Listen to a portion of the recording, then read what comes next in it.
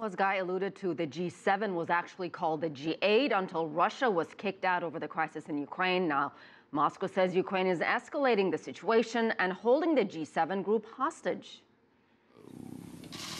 You know, it is a kind of a joker card in the hands of the Ukrainian authorities.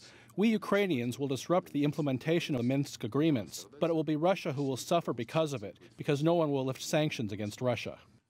Russia says Ukraine needs to hold up its part of the Minsk Accord, and Lavrov called on Western leaders to hold Kiev accountable.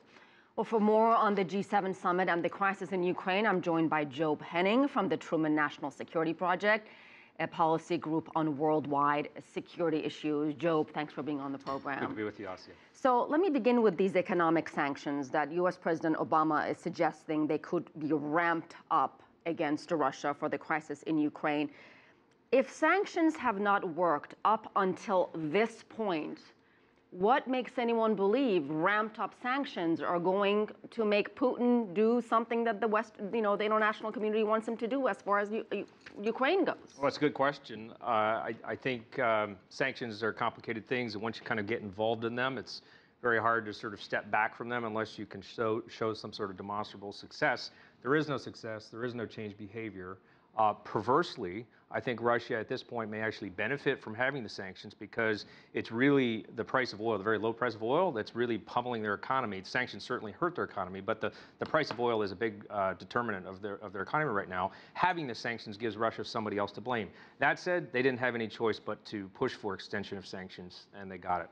And if they did want to perhaps ramp up the sanctions to a whole different level, how much unity does the United States have? How much consensus is there among these world leaders?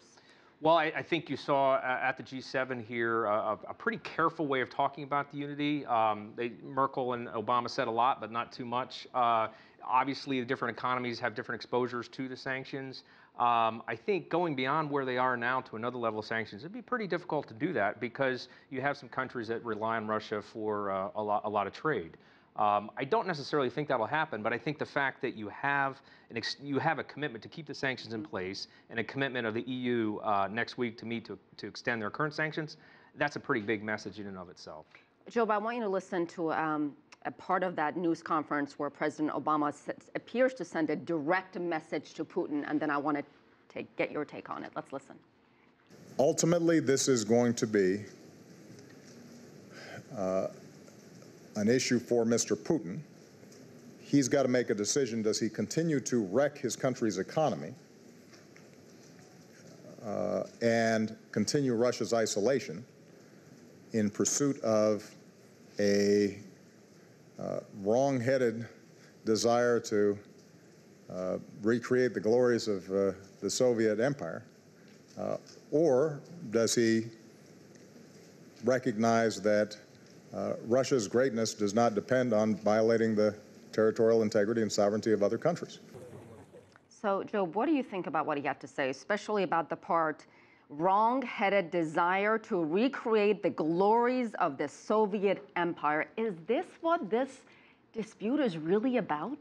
Well, I think, first of all, you have to recognize, Asya, that those are pretty strong words from President Obama. He's been pretty careful and reserved in how he's talked about this to date. He's very reluctant, and has been reluctant to date, to personalize the conflict and talking directly about Putin in any way. So I think that's an important sort of vantage point to look at these comments. I think the purpose of the comments is not so much a reference to the Soviet Union, but it's a reference to a set of policies that have been pretty consistent for a really long time. These are not new policies. I think what President Obama's comments represent is really a different perspective, and I think it's important to note that it is a break from different ways that this administration has sort of looked at Russia to date. And I think if you look at it, particularly in connection with Secretary of Defense Ash Carter's comments in Stuttgart on Friday, where they convened a few days earlier, you have a lot of discussion about deterrence policies and a whole lot less about cooperation. Sanctions are in place, but there are even some bigger grand strategy issues at play, I think, here. So what is the solution here? And I also want to ask you about Putin's endgame. What is Putin after in this conflict? First, tell me that, and then I want to ask you about what is the solution. Well, I think the first question, U.S. Chairman of Joint Chiefs of Staff Martin Dempsey put his finger right on it. He said, we don't have to guess, Putin said it. Putin has says he wants to undermine the West and the idea of a credible NATO alliance.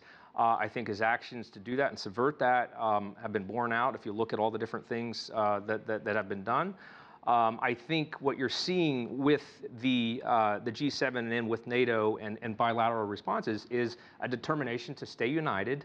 It's costly, it's complicated. Of course, there are lots of things people can point to when they say different nations have different interests. But the bottom line is the West has been, I think, a lot more united than certainly Putin probably expected at this date, and really more than I think a lot of observers have expected. I think in terms of the end game, I think Putin thought he could really subvert the idea of a Western alliance.